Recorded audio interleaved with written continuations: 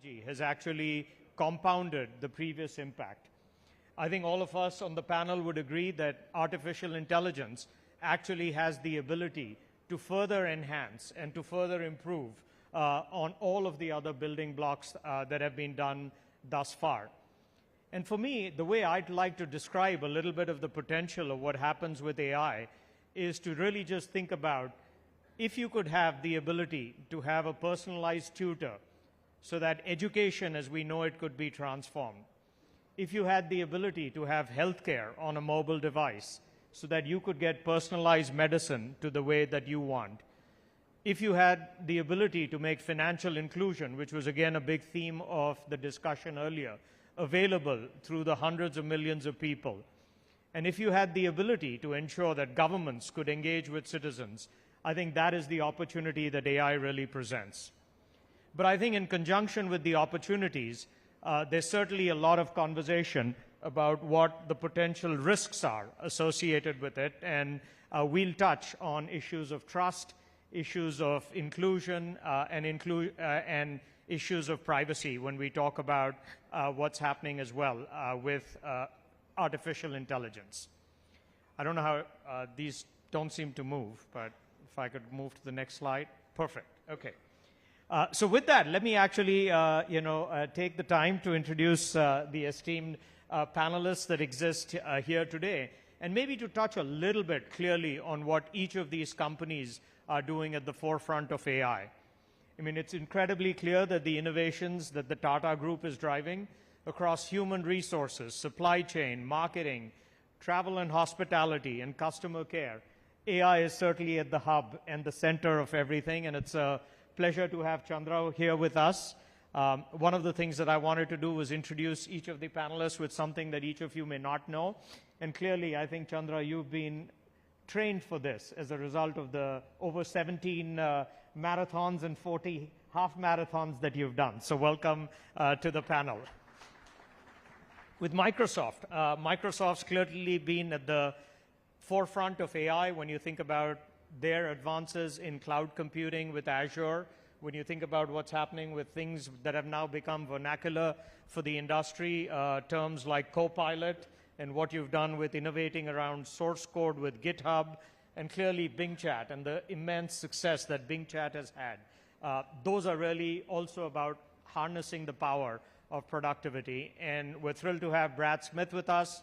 And Brad's claim to fame is not just that he is incredibly proficient about matters of trust, matters of privacy, but very early in his career, Brad actually insisted that when he joined a law firm that they gave him a PC, demonstrating that he was both a great lawyer in terms of what he had in his contract, but also really understanding that the profound impact that PCs would have on civilization. So thank you for joining us, Brad. We also certainly know the transformative power of financial inclusion and what's happened as it relates to Mastercard. And when we think about speed, when we think about the number of transactions, when we think about fraud, it's clear that Mastercard and Michael Miebach have been at the forefront of it. And I think Michael trained for this as a result of having a real passion for speed, as well as a passion for racing. And so I understand from Michael that his passion, in addition to Mastercard, is all about driving motorcycles at speed to get prepared for this financial explosion that we have. So thank you for joining us. And last but certainly not least, my friend Arvind, when you think about what actually the company was that revolutionized AI, it was clear that Arvind and IBM was at the forefront of the transformative impacts of AI. What they did with Watson, the Watson supercomputer, what they're now doing with Gen AI and quantum computing, it's clear that Arvind personally and IBM as a company have been really thinking about AI. And so I'm thrilled to have him here with us as well as share his perspective on this. And I'd be remiss if I didn't talk a little bit perhaps about the role that Adobe has played on this as well. Certainly with the over 2 trillion PDFs that represent the world's information. We recently introduced our own generative AI capabilities called Firefly, and we've had over 1 billion generations. And our mission is to enable anybody who has a story to tell that story through creativity. So in a small way, we're happy and pleased to be playing our role as well as in this. So before I turn it over and have every one of the panelists talk a little bit about their ideas of AI, the opportunities, I just wanted to reiterate some of the big numbers that I think you've already heard from Amitabh and others. The one that's staggering for me is that 46% of the worldwide real-time digital payments are happening in this country. That is an absolute mind-boggling number. And the fact that we have 1 billion people with Aadhaar cards and 850 million smartphone and internet users, I think just represents a massive opportunity for this country to be at the forefront of AI. So some staggering numbers. But with that, let me invite Chandra maybe to just start off and talk about AI opportunities and challenges. Thank you, Shantanu. Absolutely exciting to be part of this panel. The first thing is we are starting from a base that all of us in the panel are strong believers in digital AI and technology and what it can do for business and society. See, the digital transformation has been a theme around the world for at least a decade. And now it's better to talk about AI transition because digital transition is becoming a night job. The day job has to be AI transition. I want to set the context from India's point of view. Whatever I'm going to say is applicable for all nations, developed and developing, and certainly for the global south. If you look at the impact that digital transformation has made in India, it is just truly, truly remarkable. Because in India, we fundamentally have two problems, and which is true for many of the global south countries. We have lack of access. Hundreds of millions of people, an estimated 300 million people, lack access to services like healthcare, education, and some time ago for banking. Not anymore. And on the other hand, we have a lot of people looking for jobs. We have 10 million to 12 million people coming into the workforce every year. 100 million people coming to the workforce this decade. So we've got to solve both problems. These cannot be solved by going around and creating hard infrastructures. First is you need a lot of money. More importantly, you need a lot of time. We don't have the time to do it. So the only way to solve this problem is by adopting technology, and adopting technology at a pace and scale that has never been done before. What have we done in the last 10 years? India has put in a digital infrastructure which is so unique that we could deliver public services at a remarkable scale and with ease. We loosely call it the India stack. What is this India stack? First, we have a unique identifier, digital identifier for everybody, all citizens. Second, we have a payment system which has completely transformed the way we operate, we live. Not a single day goes where we don't look for a couple of OTPs. None of us carry cash.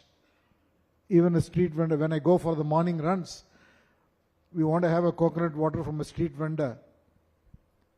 He doesn't have time to accept money. He says, sir, phone pay karenge? Google pay karenge?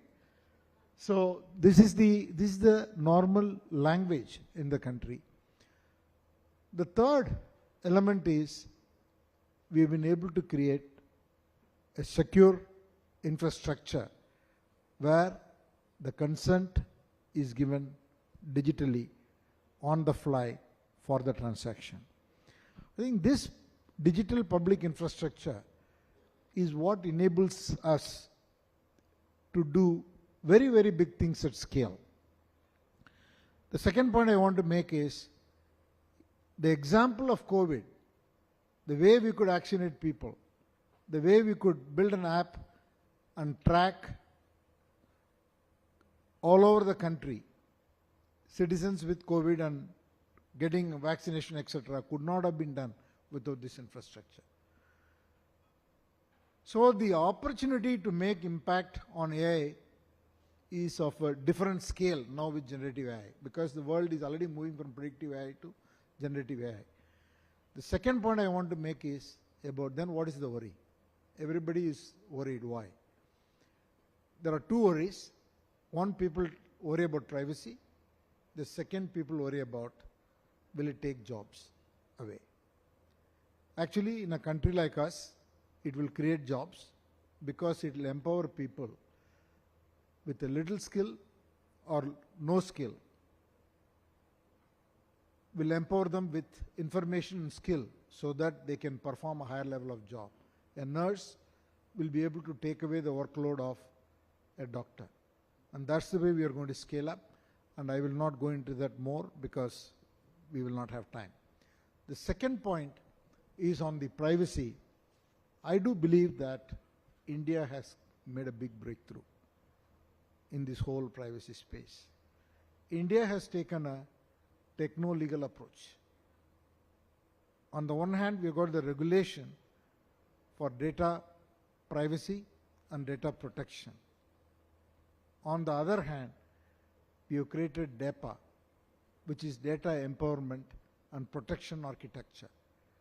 Both working together, we are able to very safely secure with consent any transaction and sharing of data at aggregate level with complete security, protecting privacy. We can talk about that at length, but those are the comments I want to make. So the future is very, very strong, and we've got to figure out a way of embracing AI in such a way that we can innovate faster, at the same time protect privacy. Thanks, Chandra. Brad? I think this is a year that is historically important in the development of technology.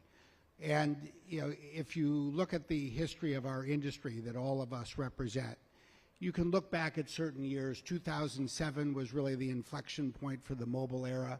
That's when the iPhone was launched. You can look back at certain years in the 1990s. It's when the internet exploded. It's when graphical user interfaces became truly popular. This is really the inflection point for AI. It's been important. All of us have been part of it, but it's a different year because of generative AI. And as we look to the future, I think that there are two things just worth thinking about. First, whenever you have this kind of inflection point, people naturally look at who is creating it, who's at the forefront of developing it, what companies are leading, what countries are leading. But it's equally important to look at who is deploying it. Where is technology being diffused? And I think especially at a national level, that is going to become extraordinarily important. I think we'll talk more about it. And then there's one other aspect as well, and I think it's a natural topic in 2023.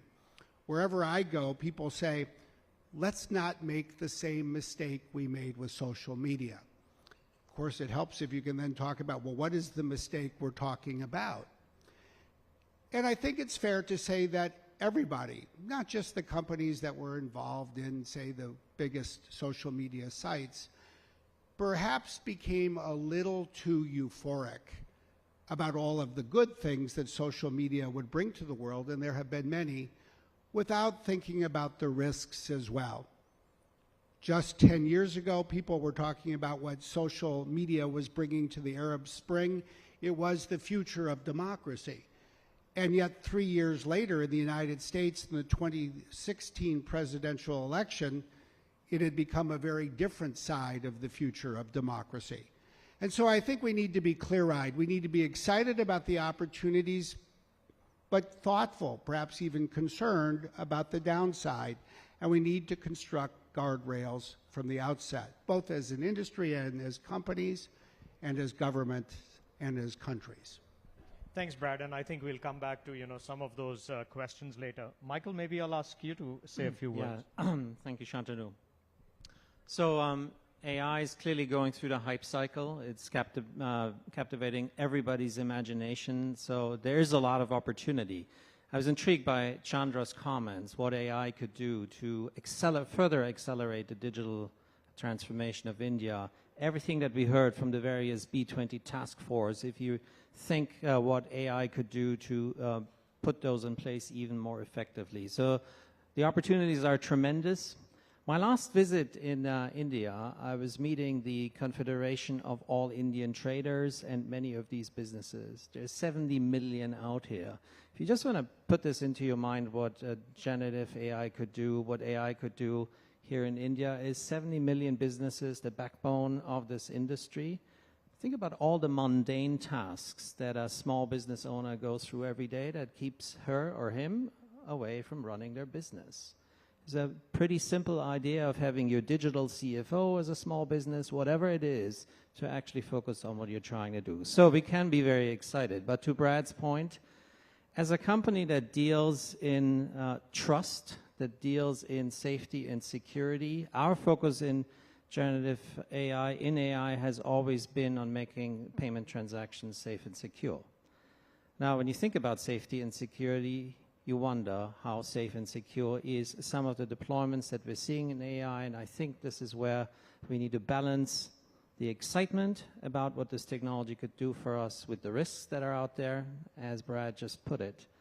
So I think for that, we have a conversation to be had here on the stage. Where's the regulator on this? Where are frameworks on this? What is the role between public and private sector?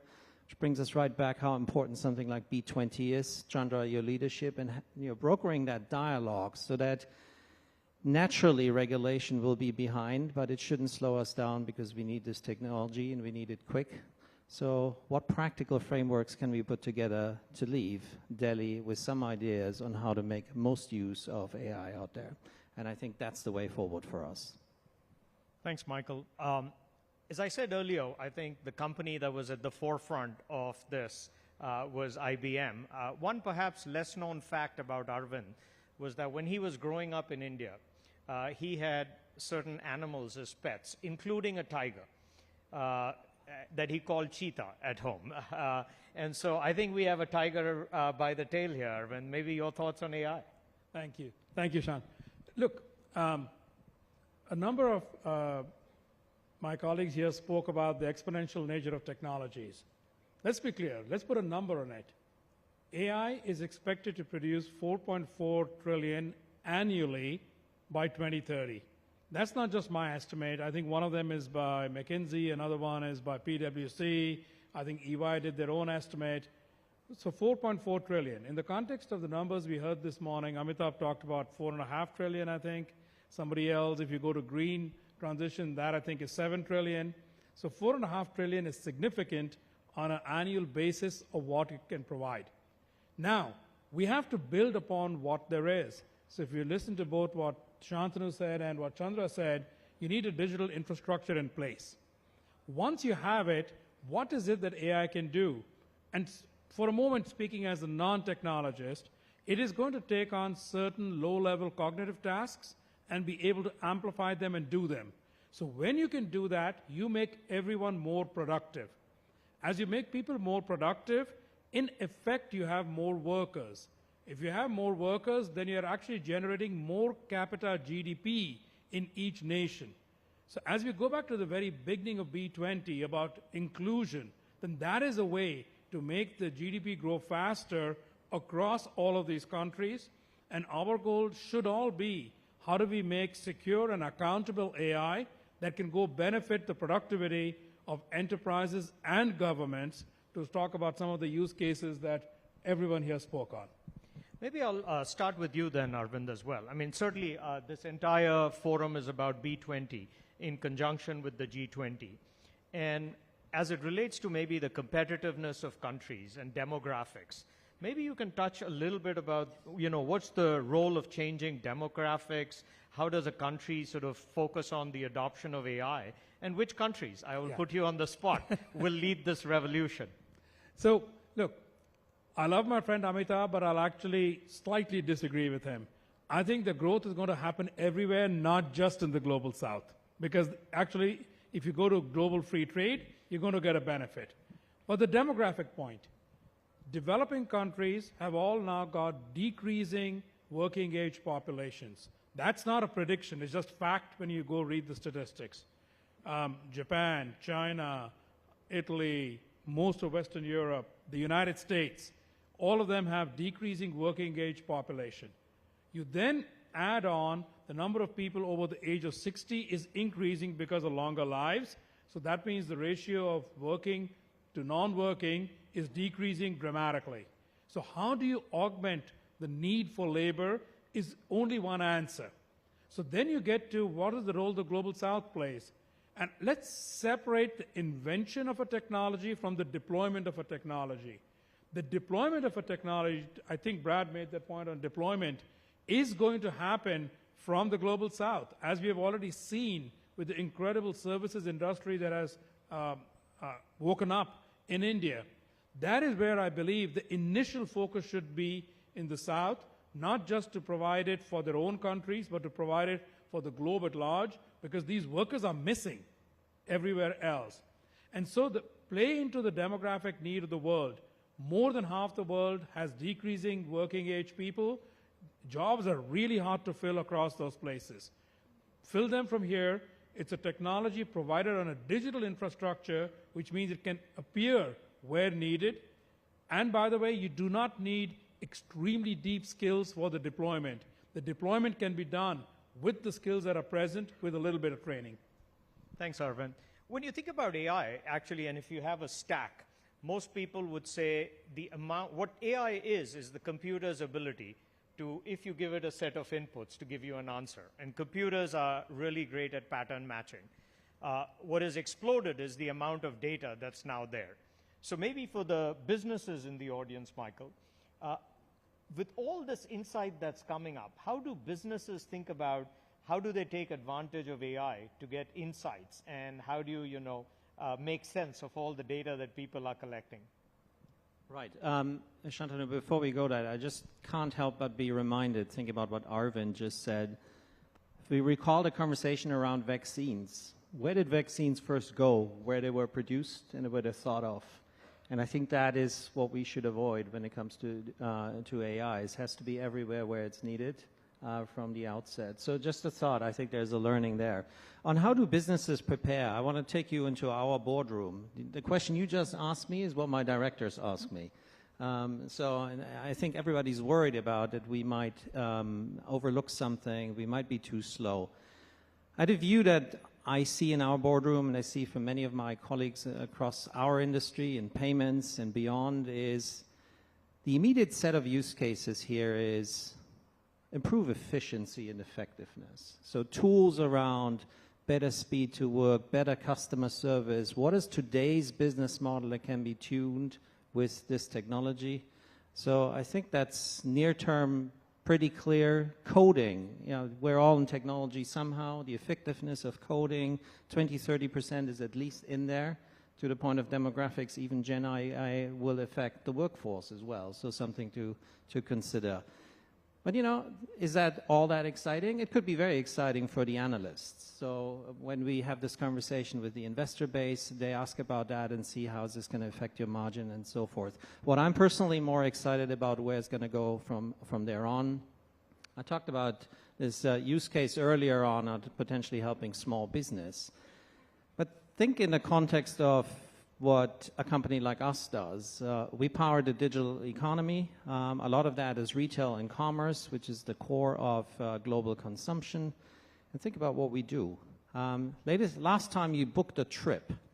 So you booked a trip and you spend a weekend trying to figure out where to go and what is the best insight, local knowledge and so forth. And you go into your mileage account and you book your plans, your transfers, and it takes you 2 days and your family is still not happy with what you pulled together. This could be done with a digital shopping assistant and travel booking. That is what Jen and I can do to many of the industries that we deal with. But what's the time frame of that? Is that going to happen at the same time frame that some of this efficiency and effectiveness use cases? Nope. I think we're thinking this is 2, 3, 4, 5 years out. What's going to happen in 7 to 10 years? Who knows? Whatever I would say now will be anyway wrong. So I think effectiveness first and use cases that tune complex experiences and just draw on the data that's out there in a much quicker way with consumer permission and consent. And I think that's the last part here. Everything just I said, in the end it comes down to data privacy and control, transparency and so forth. Thanks, Michael. I think, Brad, the title is appropriately starts with opportunities. And the G20 clearly is this broad spectrum of countries. So maybe, we wouldn't be doing our jobs if we weren't believers in the benefits. So maybe a little bit about what benefits will this bring to citizens of the G20 countries?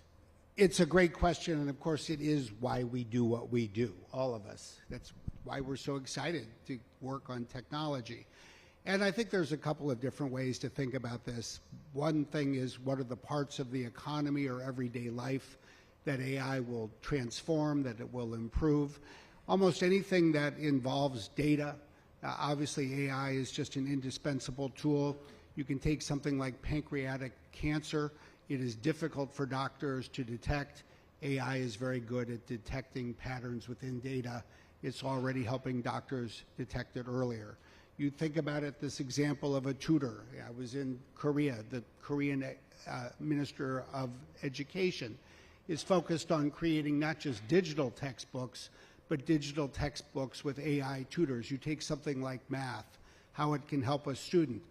I think it can help a parent who's trying to help a student remember all the math we've long since forgotten to help our kids learn math better. But I think in the context of the G20, you hit the nail on the head. There's enormous diversity. The demographic diversity is extraordinary. And to think about the fact that India will represent 1 out of every 6 people in the world, but 1 out of every 4 who is between the ages of 20 and 64, in other words, working age, it will be the people of India and Africa and other countries of the global south that will need to add to the productivity even of the OECD members in the global north. But I think the other thing just worth reflecting on is this. In some ways, generative AI is even more powerful in a country that speaks many languages, because it is such a powerful tool to help people communicate, to access information, to move it from one language to another. It's an extraordinary tool even for people who are not yet literate, where we haven't yet attained, say, almost 100% literacy. Because give people a phone and the ability to talk into it, they can ask questions, they can get answers, they can access public services. And finally, think about the skills gap. Today, for every 14 data scientists in Europe, there's only 1 in Africa. And most of the data that a data scientist in Africa would want to access is most likely to be in English. This is a tool that can help close that kind of gap as well. So the opportunities, I think, in fact, are very, very real. That's great, Brad. There's been a lot of discourse, certainly, about regulations here, Chandra, and India recently enacted the Data Privacy and Data Protection Act. So maybe you can touch a little bit about how governments can either get ahead or what they should do to enable this. I think I just want to connect a few dots before I talk about the privacy.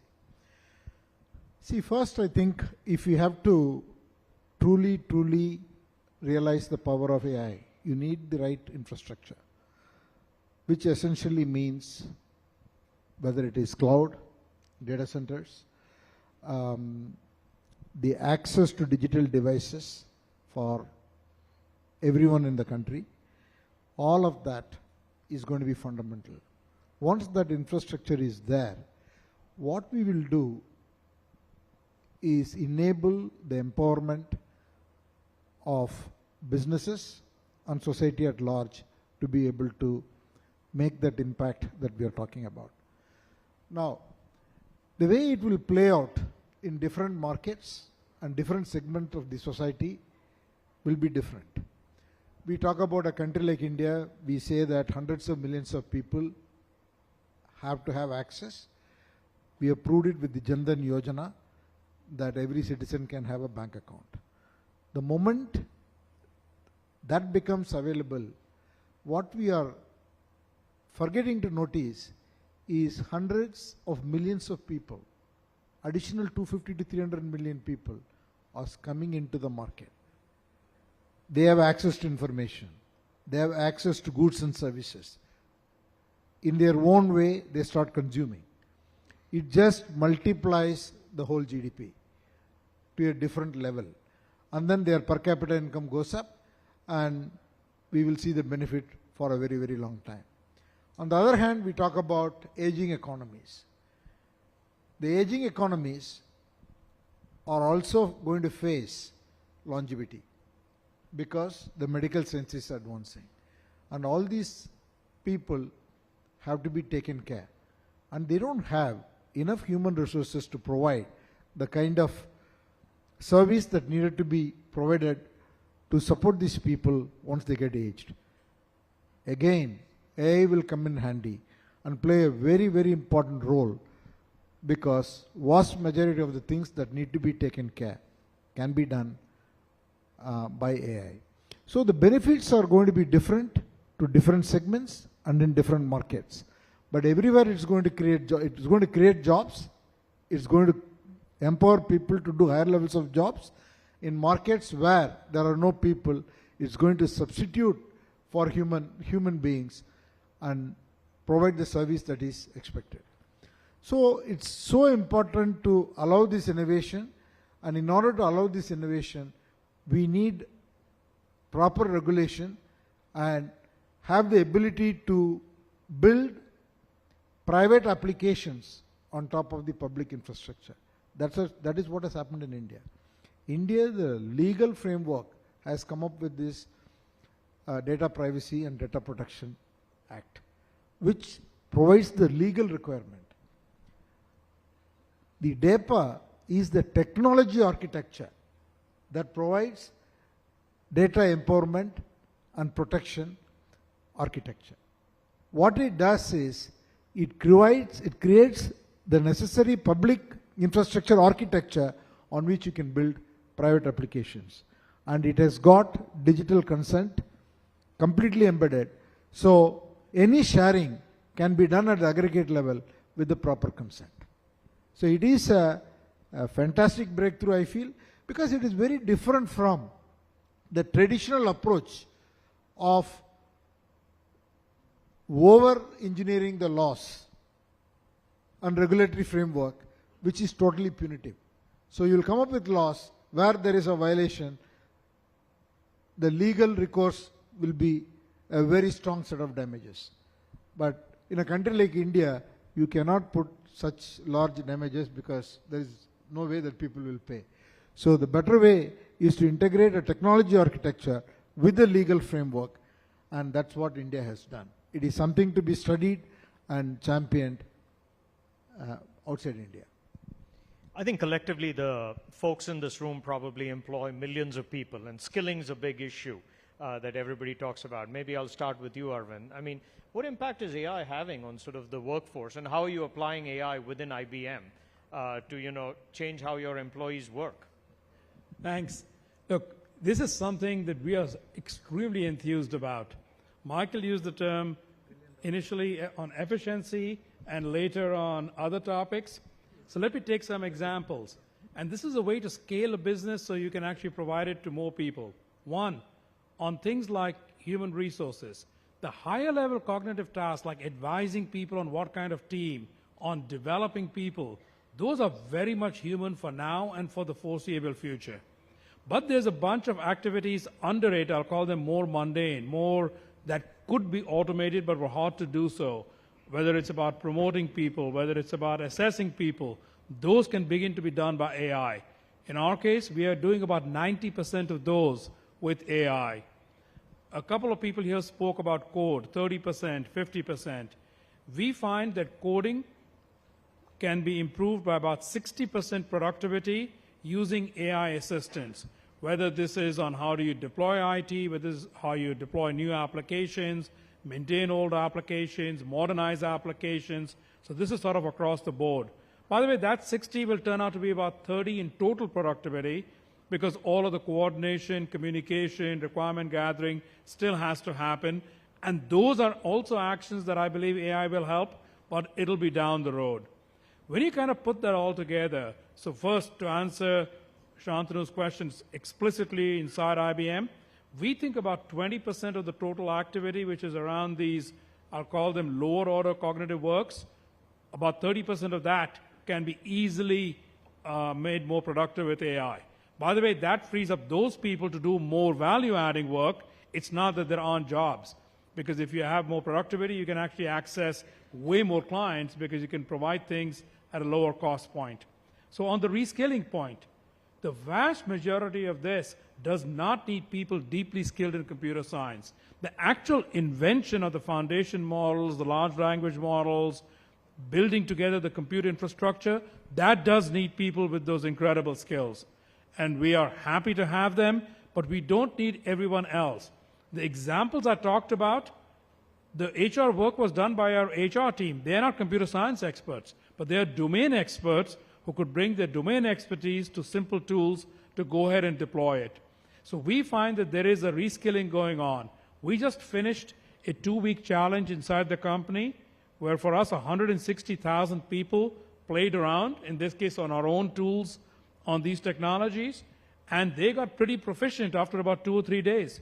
So the amount of skilling it takes is for people who are curious, and you can come from a domain expertise side, and then for the few, you come from a physics or math background or computer science, of course, in order to progress the technology.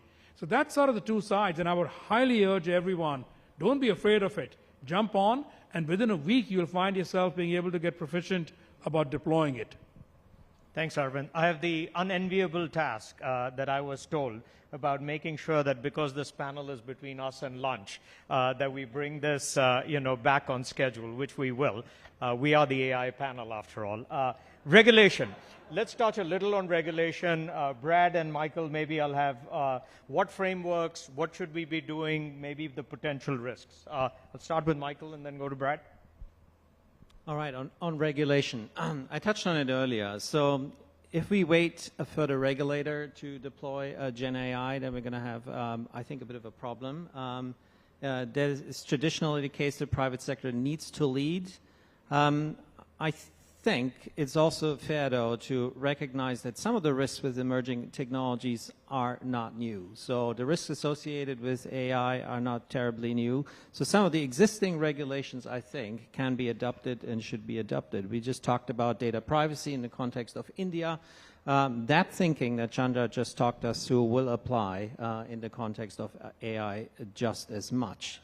But then there will be areas where there are clear gaps. So how do we find a path that we can continue to innovate and do this in a responsible way? Because only responsible AI is the AI that we should use. So, what we advocate for is you go in a principled way. This is how data privacy found its way to regulation. A number of companies around the world said, why don't we just put out very simple principles on what we're going to do?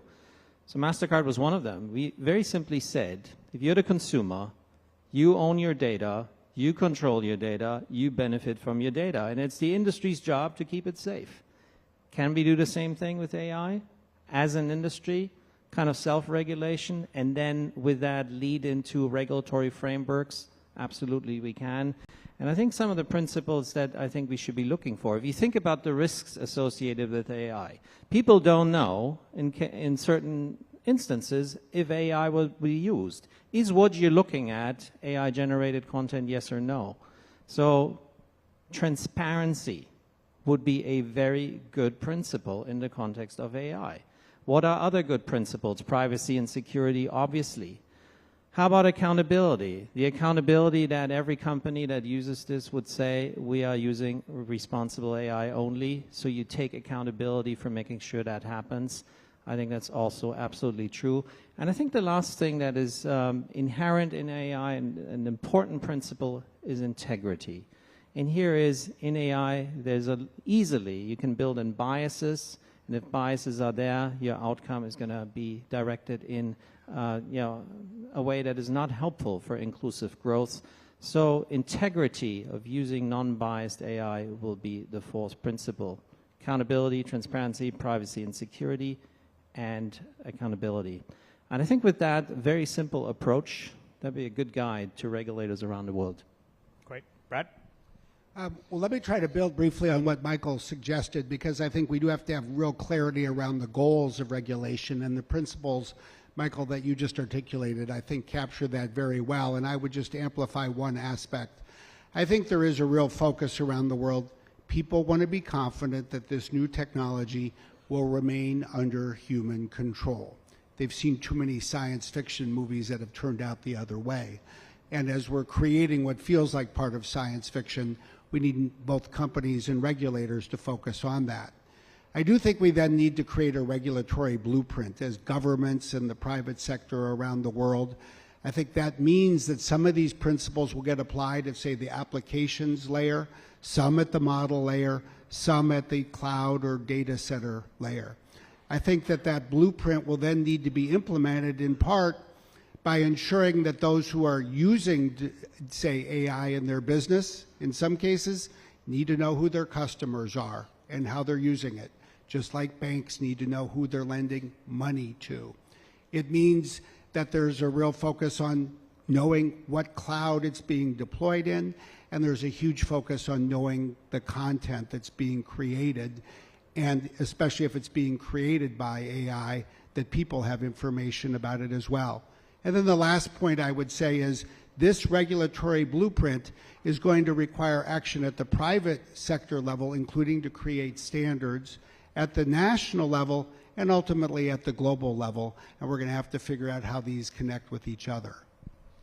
Well put, both Brad and Michael. I think that sort of addresses the how we regulate it. Let's end, and maybe I'll go and ask everybody the same question. What's the one thing you're most excited about as it relates to the implication of AI for this audience in terms of how they should think about it? Arvind, I'll start with you. I think for this audience, I would tell you, how do you go get your 2 to 3 to 4% more productivity, which can then turn into free cash, which you can then turn to grow your companies or governments faster? When I say governments, I mean the economies of the nations. That's what I'm most excited about. We haven't had anything like this since semiconductors got invented. I would say the thing I personally found most exciting is the ability to use, I'll say, one of our own products, something like Bing Chat. Ultimately, I think success in life is not by having more answers, but by asking more questions. And when you can ask a question and get an answer faster, you find that you then ask the next question. That's how you really advance curiosity. I think for me, the biggest is the impact it can make on society by solving the problems which are very, very hard to solve. Michael? I think that's it. We're facing tremendous issues across the globe, from climate change to many others that we have talked about. I think that's the unlock that we need. Word this a different way, tremendous opportunity coming out of Gen AI as an unlock for a path to prosperity for literally everyone. And for me, growing up in this country, when you thought about what provided opportunity for everybody, it used to be reading, writing, and arithmetic. I believe that digital literacy today is the great equalizer, it's the great enabler, and AI is at the forefront of that. And so embrace it. I think they are, issues that we will all have to, in a transparent, ethical, with integrity way, deal with it. But I think the opportunities are tremendous. And for every person who has the ability and access to AI right now to be more creative, to be more productive, to be more efficient, and to create a better society, I think the opportunities are amazing. So please join me in thanking these panelists for the engaging discussion. Thank you very much, Mr. Narayen. We've got 45 seconds on the clock that you finished early. Thank you very much. We'd like to now request you to please present small tokens of appreciation to your panelists.